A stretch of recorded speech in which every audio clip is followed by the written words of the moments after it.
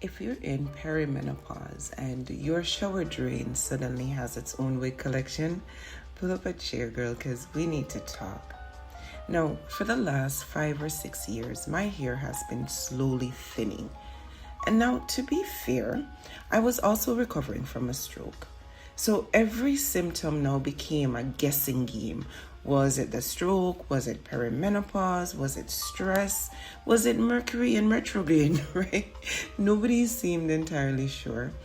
And what I did know was that every time I washed my hair, whether it was from braid styles or protective styles, it felt somehow less, like it was thinner. And it was like I was donating hair to a cause that I didn't even sign up for. No, I'm able to joke about this because it ends well, so stay with me here. But I was trying everything. Rosemary oil, I was doing the vitamins, the gummies, the special shampoos, the serums, the scalp massagers. I was using positive affirmations directed towards manifesting better follicles. And then nothing changed until everything changed. And, at some point, I finally realized that I was spending more time managing and negotiating with my hair than I was enjoying other things, let's say. And every month, I realized I just always needed a strategy. Can I hide this spot? Is this part too aggressive? Is that my scalp? Can everyone see my scalp? It was exhausting. So finally, the other day I thought, what if I just stopped?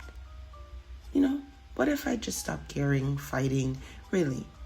So I grabbed the scissors first and then the clippers. Shave all the hair, all of it. On top of that, I thought that I was going to capture it. And you know what? I pulled out the camera and I did. No.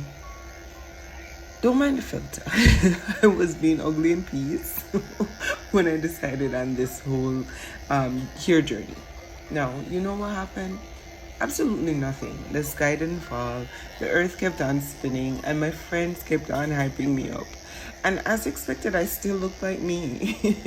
Actually, I felt a lot more like me, if I'm being honest. And the best part of this is that showers are so much more incredible now, because being able to wash your scalp every time you shower, every day, each day, in the summertime, right, where it gets really hot and like you're in perimenopause, so you're always hot and sweaty and you're trying to exercise, girl.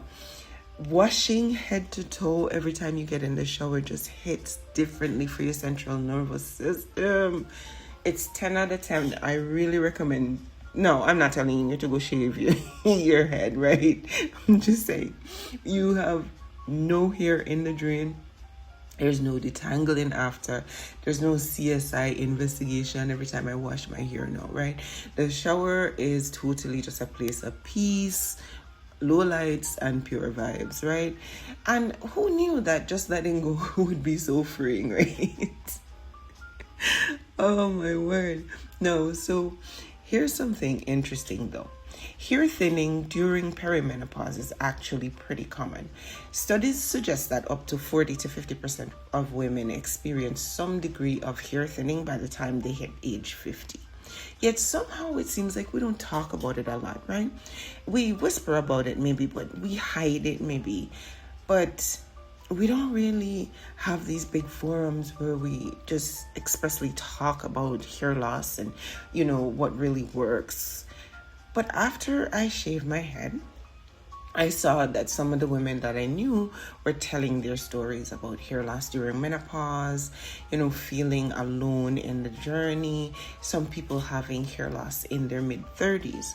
Which, side note, did you know that many people think that perimenopause starts in your late 40s, but for some Black women, this transition can begin as early as their mid-30s, which makes me wonder now how many of us Black women in our late 30s have been treating hormone changes as stress simply because we didn't know what to look for, right?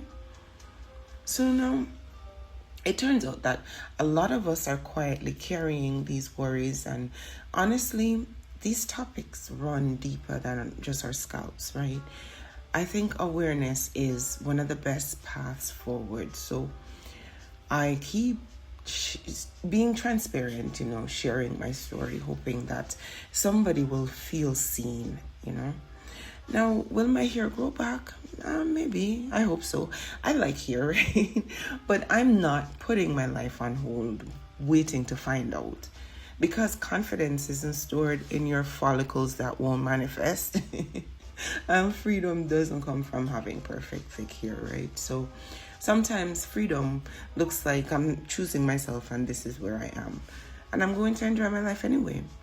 So if you're dealing with hair loss or thinning hair or any of the weird, sometimes wacky, wild surprises of perimenopause, I see you, honestly. And if you have experienced a symptom that nobody warned you about, I'd love if you could share it with us in the comments. And plus, it would be great to hear from you guys as well.